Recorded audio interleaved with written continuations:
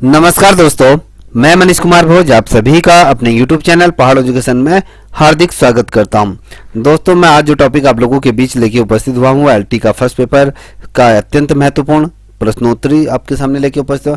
शिक्षण कौशल प्रश्नोत्तरी विधि यहाँ पर मैं लेके आप उपस्थित हैं। यहाँ से जो क्वेश्चन बनते हैं, इन क्वेश्चनों को आप नोट डाउन करते हुए चले गए। ये संभवतः आपके प्रतियोगिता परीक्षाओं में पूछे जा सकते हैं। आइए शुरुआत करते हैं आज की श्रृंखला।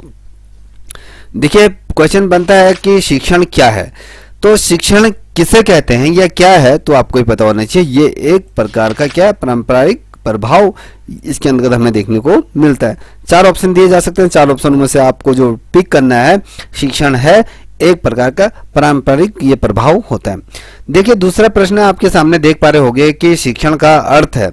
शिक्षण का अर्थ क्या होता है? सीखने में वृद्धि करना होता है। ठीक है, ये प्रश्न में पूछे जा सकते हैं। इनको नोट डाउन करते हुए चलिए, या पे स्क्रीनशॉट खींचते हुए चलिएगा। यदि आपको इसकी पीडीएफ चाहिए तो कमेंट कर सकते हैं, तो आपको पीडीएफ भी उपलब्ध हो जाएगी। ठीक है, अब बात करते हैं कि ज्ञान प्रदान करने की प्रतिक्रिया को क्या कहा जाता है। जब हम किसी को ज्ञान प्रदान करते हैं तो वो जो क्रिया होती है, उसी क्रिया को शिक्षण कहा जाता है। ठीक है, हम बात कर रहे हैं कि शिक्षण विधियों के बारे में संबंधित जो प्रश्नोत्तरी है, तो याद रखिएगा। तो इस प्रकार से समझने की कोशिश कीजिएगा कि जो ज्ञान जब हम प्राप्त करते हैं या प्रदान करते हैं, तो उस क्रिया में जो चीजें संपादित की जाती है, तो उसको शिक्षण विधि कहते हैं। अब देखिए, शिक्षण के तत्व के बारे में पूछा जाता है। शिक्षण के तत्व कितने प्रकार के होते हैं? तो शिक्षण के तीन तत्व होते हैं। तो उसमें एक कक्षा होता है, विद्यालय होता है, समाज होता है। तो इन तीन चीजों से मिलकर क्या होता है? शिक्षा के तत्वों को निर्मित किया जाता है। अब अगला प्रश्न आप देख पा रहे हो, 5वें नंबर का प्रश्न है। तो ये क्या कर रहा है? उद्देश्य के आधार पर शिक्षण के प्रकार होते हैं। Very most important question. तो इस चीज को लेके चलिए कि उद्देश्य के आधार पर अगर हम शिक्षण की बात करते हैं तो वो तीन प्रकार का होता है। ठीक है, तो याद रखिएगा, तीन प्रकार के होता है। तो वहां पर जो तीन प्रकार के जो शिक्षण होते हैं, ठीक है, वो आपके ज्ञानात्मक होता है कि उद्देश्य क्या होना चाहिए, हमारा शिक्षण का उद्देश्य क्या होना है। इस चीज को स्पर्श कीजिए, इस चीज को जो कहना चाह रहा है, इस चीज को समझने के प्रयत्न कीजिएगा कि ज्ञानात्मक शिक्षण। ठीक है, हम ज्ञान के माध्यम से शिक्षण कार्यों को संपादित करने की बात करते हैं। भावात्मक, हम भावात्मक किसी से कनेक्टिविटी होते करके। ठीक है, अब मनोज्ञात्मक शिक्षण, ये तीन प्रकार के क्या होते हैं? शिक्षण के उद्देश्य होते हैं। याद देखिएगा, तीन प्रकार के शिक्षण के उद्देश्य होते हैं। शिक्षा के उद्देश्य के आधार पर हमने ये बता दिया। छठा नंबर का प्रश्न आप देख पा रहे होंगे कि शिक्षण के स्तरों के आधार पर शिक्षण के प्रकार। अगर हम शिक्षण के स्तरों के आधार पर देखें तो शिक्षण के प्रकार होते हैं। तीन प्रकार के शिक्षण के प्रकार होते हैं। पहला होता है स्मृति पर आधारित, क्या होता है? जो शिक्षण का पहला स्तंभ होता है। दूसरा होता है बोध कराकर, फिर तीसरा करके चिंतन मनन कराकर, ये होता है स्मृति स्तर होता है, बोध स्तर होता है, चिंतन स्तर होता है। ठीक है, 7वें नंबर का प्रश्न आप देख पा रहे होंगे कि पूर्व क्रिया अवस्था है। पूर्व क्रिया अवस्था होता है कि कक्षा में पढ़ाए जाने से पूर्व की जो गतिविधियां हो, उससे संबंधित क्रियाएं को हम कह सकते हैं। अगर मैं किसी को टॉपिक, किसी संबंध में कोई टॉपिक पढ़ा रहा हूं, तो उस टॉपिक को पढ़ाने से पूर्व जो मैंने पूर्व में जो पढ़ा दिया है, तो उससे संबंधित चीजों को मैं थोड़ा सा डिस्कस करूंगा कि आप जो पूर्व में जो पढ़ा दिया है कि वो समझ में आ रहा है या नहीं आ रहा है। ठीक है, अब देखिए अगला प्रश्न 8वें नंबर का प्रश्न है, अत्यंत महत्वपूर्ण। अंतः क्रियावस्था है। अंतः क्रियावस्था क्या? अलग अलग चार तरीके से दिया जा सकता है। तो जो आपको सही है वो इसको पिक करना है कि कक्षा में जाने के बाद की गई क्रिया। तो अंतः क्रिया, जब हम कक्षा में प्रवेश करते हैं, उसके बाद जो हम चीजों को संपादित करते हैं या पढ़ाते हैं, वो चीजें करते हैं, तो वो वाली क्रिया को अंतः क्रिया के रूप में हम जानते हैं।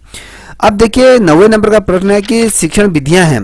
शिक्षण विधियां क्या है? तो इसको देखिए कि शिक्षण विधियां की हम बात करते हैं, कितने प्रकार की शिक्षण विधियां होती है, इसको थोड़ा सा समझने की कोशिश करें। इस चीज को अपनी कॉपी में नोट डाउन करते हुए चलिए। अपने कॉपी में अगर आप बना लोगे तो आपको समझने में आसानी होगी। ठीक है, शिक्षण को रुचिपूर्ण एवं प्रभावशाली बनाने का तरीका। अगर हम किसी बच्चे को शिक्षण कार्य करा रहे हैं, तो उसको हमारी कोशिश ये रहती है कि अच्छी से अच्छी तरीके से वो सीख जाए। अगर नहीं सीख पा रहे तो हम अलग तरीके से सिखाने की कोशिश करते हैं। जो हम अलग तरीके से जो प्रयोग करते हैं, उनको ही क्या करें? शिक्षण विधियों के रूप में हम जानते हैं।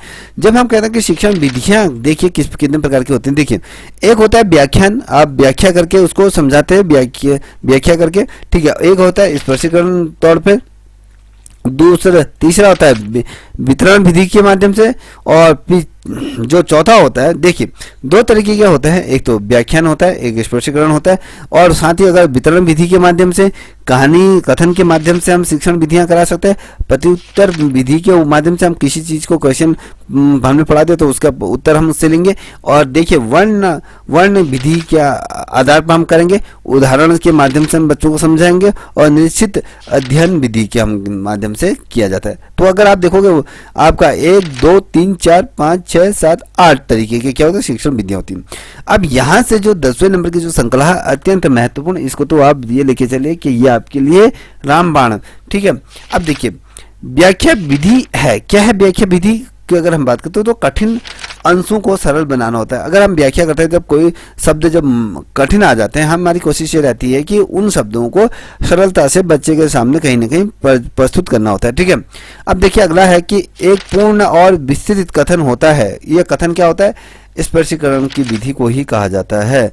मेटल विधि को अगर हम कह रहे हैं, मोटेड विधि को अगर हम जो शब्द लिया गया है, मेथड विधि अगर हम कहें जो विधि होती है वो शब्द लिया गया है, तो वो शब्द लिया गया लैटिन भाषा से, इसको लिया गया। अब देखिए 13वें नंबर का प्रश्न है कि प्रदर्शन विधि की विशेषताएं क्या होती है। जब प्रदर्शन करने की जो विशेषताएं होती है वो शिक्षक और छात्र दोनों में ये सक्रिय होते हैं, इस चीज को याद रखिएगा।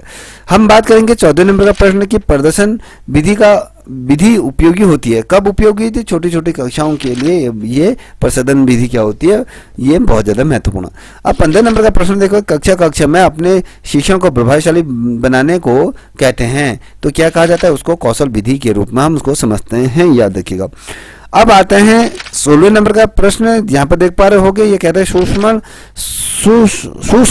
शिक्षण है। ये क्या है? एक प्रकार का कौशल होता है। सूक्ष्म विधि जो शिक्षण विधि होता है एक प्रकार का हम कौशल के माध्यम से इसको रखते हैं, ठीक है। अब 17 नंबर का प्रश्न आप देख पा रहे हो कि सूक्ष्म शिक्षण आधारित होता है, तो ये कौशल पर यह आधारित होता है, याद रखिएगा।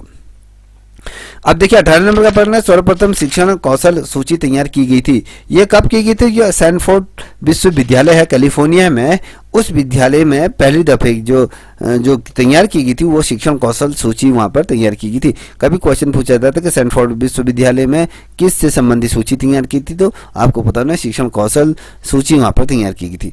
अब यहाँ पर देख पा रहे होगे 19वें नंबर का प्रश्न है, सूक्ष्म शिक्षण का प्रथम स्तर क्या होता है? उद्देश्यों को लिखना होता है, ठीक है, उद्देश्य को लिखना होता है। दूसरा अगर मैं बात करूं तो शिक्षण न सूक्ष्म शिक्षण का दूसरा स्तर जो होता है पाठ की प्रस्तावना होता है, और दृष्टांत कौशल का प्रयोग किया गया है। चित्र और उदाहरण के माध्यम से हम जब पढ़ाते हैं तो ये होता है दृष्टांत चित्र एवं उदाहरण होता है।